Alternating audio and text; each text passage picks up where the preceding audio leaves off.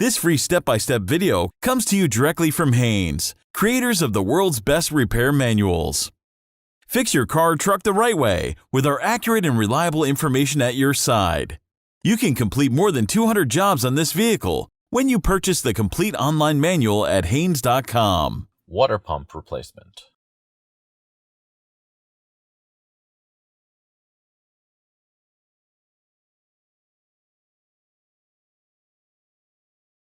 Open the driver's side door and pull the hood release lever located by the kick panel.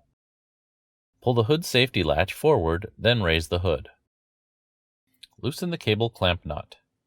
Insert a flat blade screwdriver between the clamp ends to slightly expand the clamp, then disconnect the cable from the negative terminal of the battery. Once the cable has been disconnected, secure the cable end away from the battery terminal. Grasp the front of the cover and lift the cover up until the grommets in the cover are free of the ball studs. Then lift the rear of the cover until the grommets in the rear are free of their ball studs. Apply the parking brake. Chock the rear wheels to prevent the vehicle from rolling. Loosen the front wheel lug nuts.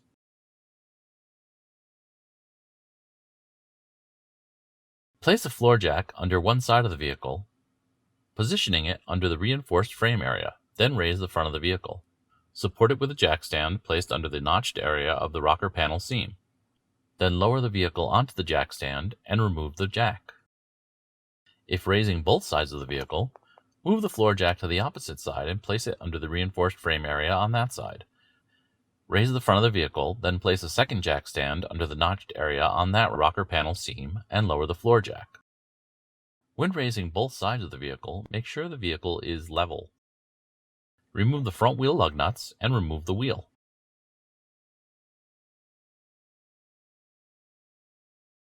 Loosen all of the screws around the under engine cover, both front and rear.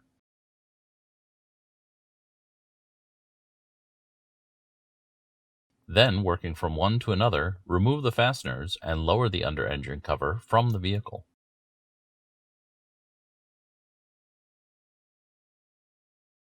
Cooling system draining.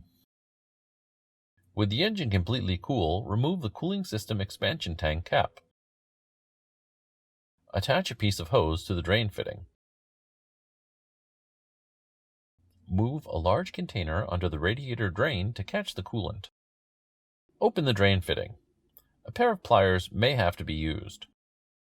Allow time for the coolant to drain completely. While the coolant is draining, check the condition of the radiator hoses, heater hoses, and clamps. Replace any damaged clamps or hoses. Once the system has drained completely, remove the drain pan and close the valve. Pour the coolant from the drain pan into a marked container for reuse or proper disposal. Place a wrench, with the help of a second wrench, on the tensioner pulley center bolt and rotate it counterclockwise until the belt can be removed. Remove the belt and slowly release the tensioner.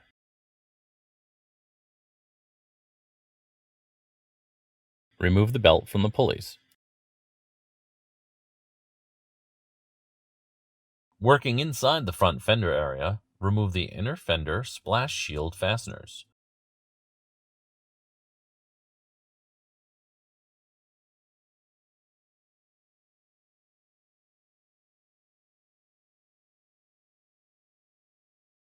Remove the inner fender splash shield.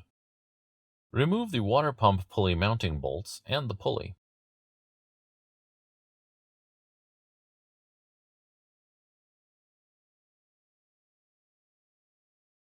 Working in a circular pattern, slowly loosen all the water pump mounting bolts, then remove them.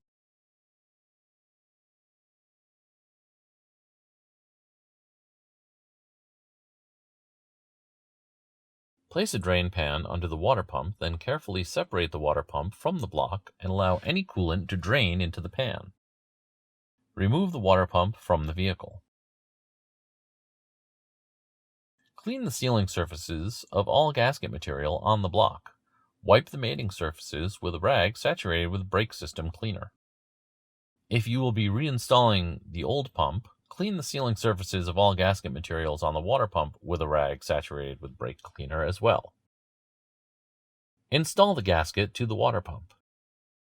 Insert 2 bolts into the water pump holes to center the gasket on the water pump. Install the water pump onto the engine, making sure the bolts are installed into their original locations and the gasket is properly aligned. With the water pump bolts in their correct locations, tighten all the water pump bolts a little at a time in a crisscross pattern, securely by hand. Now tighten the water pump mounting bolts, again in a crisscross pattern, to the specified torque setting.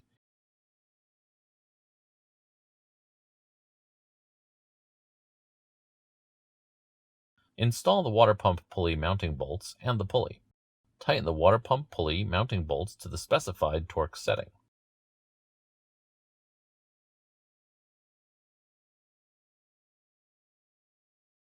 Reinstall the front inner fender splash shield and fasteners, making sure all the fasteners are secure.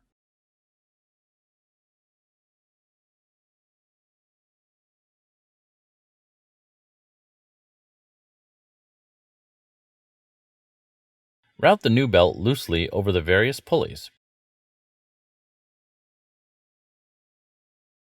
Rotate the tensioner, then make sure the belt fits properly onto all the pulley grooves. It must be completely engaged in all the pulleys. Then remove the wrench. Connect the cable to the negative terminal of the battery. Tighten the cable clamp nut securely. Cooling system refilling. Close and tighten the radiator drain fitting. Locate the radiator vent valve at the upper right corner of the radiator, then loosen the vent valve. Locate the heater core return hose quick connect fitting and squeeze the 2 release tabs, allowing the hose to separate slightly. Once coolant is added, this will allow coolant to flow into the water pump and prime it. Remove the expansion tank cap, then slowly add the correct type of new coolant until it reaches the heater hose return line. Push the heater hose quick connect fitting back together. Using rags, clean up any of the coolant that came out of the quick connect fitting. Place rags under the cylinder head drain plug, then loosen the drain plug. Continue to fill the cooling system, then loosen the plug a few turns until bubbles start to seep out, followed by coolant. Once bubble-free coolant starts coming out, stop filling the system and tighten the plug securely. Continue to fill the cooling system until air bubbles start to seep out around the radiator air vent valve, then tighten the vent valve securely. Slowly continue adding the correct type of new coolant to the coolant expansion tank until the level is at the max mark. Clean the expansion tank cap, then install the cap and tighten it securely. Start the engine in a well-ventilated area or outside and allow it to run at idle for about a minute. Then increase the engine RPM to 3000 for 30 seconds. Turn the engine off and let it cool for 1 minute. With the engine still sufficiently cool, lift up the cap from the coolant reservoir and top up the coolant reservoir with coolant until the level is slightly above the min mark. Clean the expansion tank cap, then install the cap and tighten it securely. Start and run the engine again until it reaches normal operating temperature. The thermostat will open, the upper radiator hose will become hot, and the fan will cycle on and off. Rev the engine to 3000 RPM for 30 seconds, then allow the engine to idle again for 30 seconds. Turn the engine off and let it cool completely. The coolant level should be between the min and max marks on the lower side of the expansion tank. Start the engine again and allow it to reach normal operating temperature and check for leaks. Set the heater and blower controls to the maximum setting and check that hot air comes from the air ducts. This is a good indication that all air has been purged from the cooling system.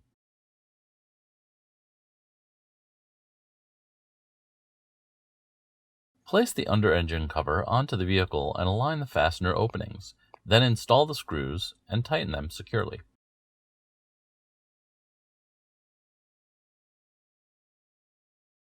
Install the wheel and lug nuts and hand tighten the nuts.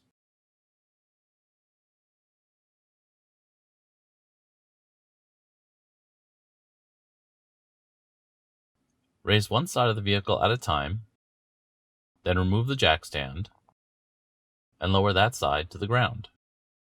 Then raise the other side of the vehicle and remove that jack stand. Tighten the wheel lug nuts to the specified torque setting.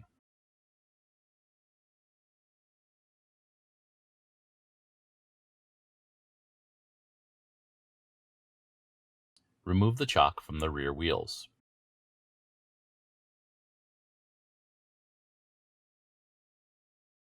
Locate the 4 ball studs on the engine and the 4 grommets on the cover.